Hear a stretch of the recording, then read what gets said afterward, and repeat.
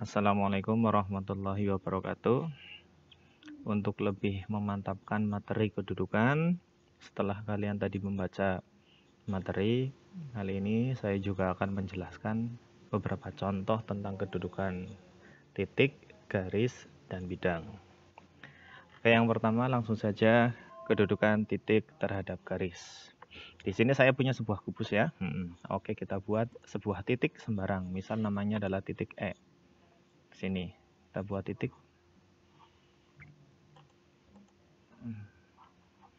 Dan kita akan membuat sebuah garis. Oke, coba kita hitung. Kedudukan titik terhadap garis itu ada dua. Yang pertama adalah titik pada garis, dan yang kedua adalah titik di luar garis. Contoh titik-titik pada garis adalah titik yang terletak di garis itu. Misal titik I, titik F itu sendiri, titik C, dan titik K. Oke, coba kalau kita putar-putar garisnya, maka titik-titik itu akan nempel di garis. Nah, nempel. Sedangkan titik-titik yang tidak nempel, ya contohnya titik A, B, C, D, E, dan H, itu namanya adalah titik terletak di luar garis. Itu yang pertama untuk kedudukan titik terhadap garis. Bisa dipahami ya? Kita lanjutkan untuk titik terhadap bidang. Oke, kita buang dulu garisnya. Kita buat sebuah plane atau bidang. Nah, ini bidangnya berarti di atas ya ini ya. Nah, ini bidang itu tak terhingga, tak terbatas. Oke. Misal kita buat atau kita hidden kubusnya langsung saja, maka yang dinamakan titik terhadap bidang, kedudukan titik terhadap bidang itu juga ada dua, yaitu pada.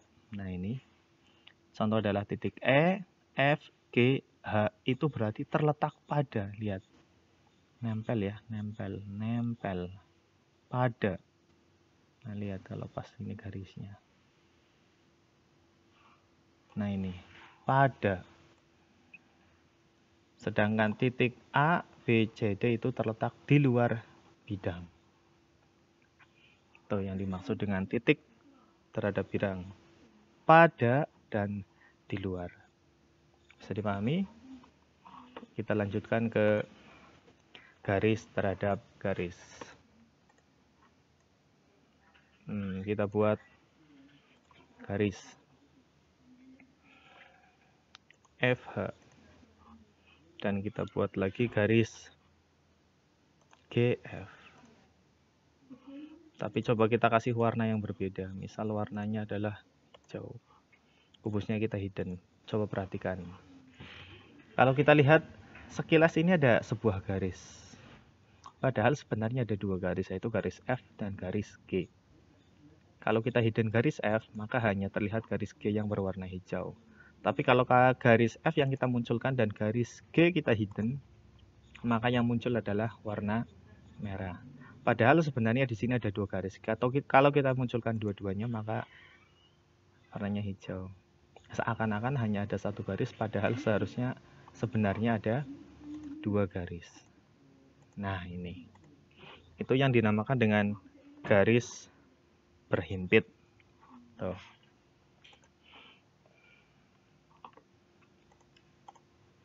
Seandainya kita buat lagi garis yang berbeda di sini, yaitu garis EG. Kita hidden kubusnya. Nah, ini berarti kedua garis itu akan berpotongan di titik G. Nah, ini yang dinamakan garis berpotongan. Kalau kita buat garis lain, misalnya adalah EH, kasih warna yang berbeda, misal warnanya adalah ungu gitu. Kubusnya kita hidden.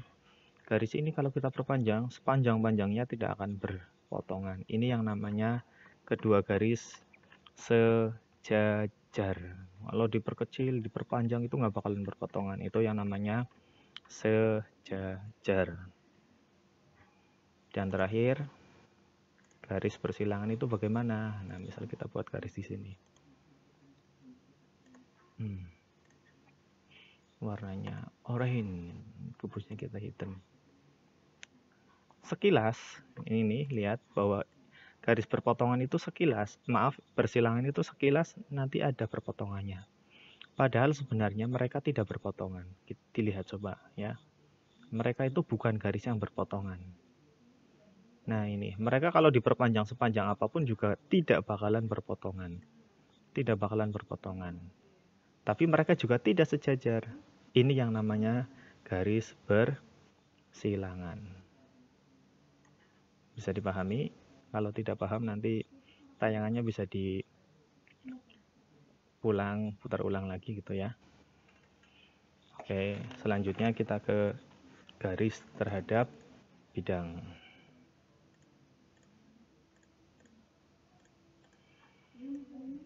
Saya buat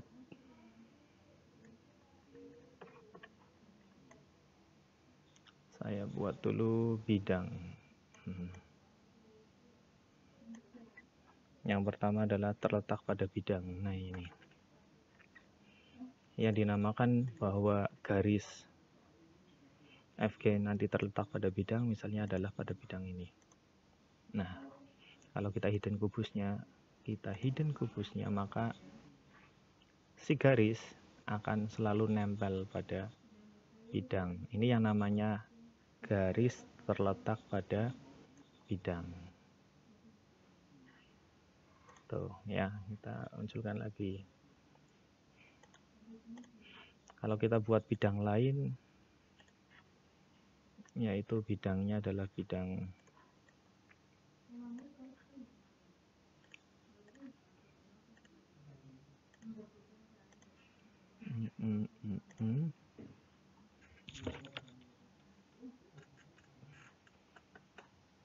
kita hidden kubusnya. Oke, kita putar-putar menggunakan aplikasi ini, maka nah enaknya ini nih, kita lihat bahwa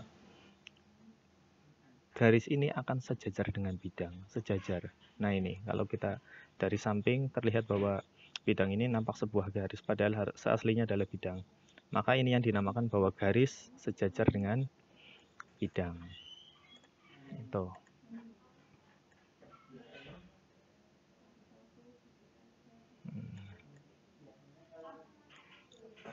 Dan yang terakhir adalah menembus. Kita coba delete garisnya saja, kita buat garis ini.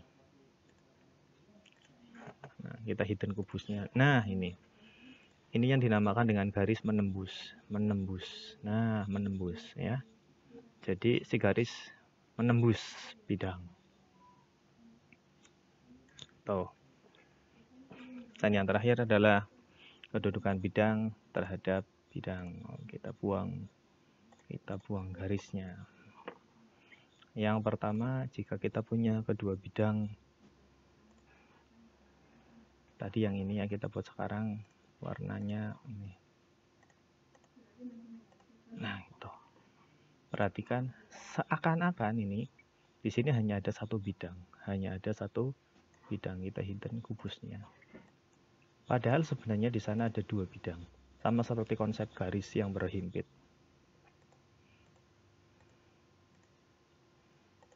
Itu sebenarnya ada dua bidang yang saling berhimpit.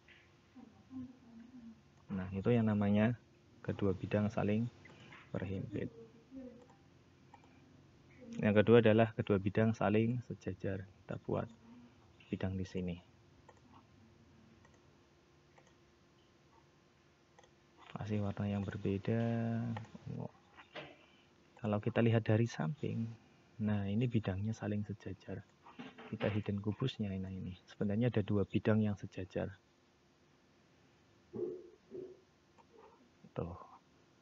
Dan yang terakhir adalah kedua bidang saling berpotongan.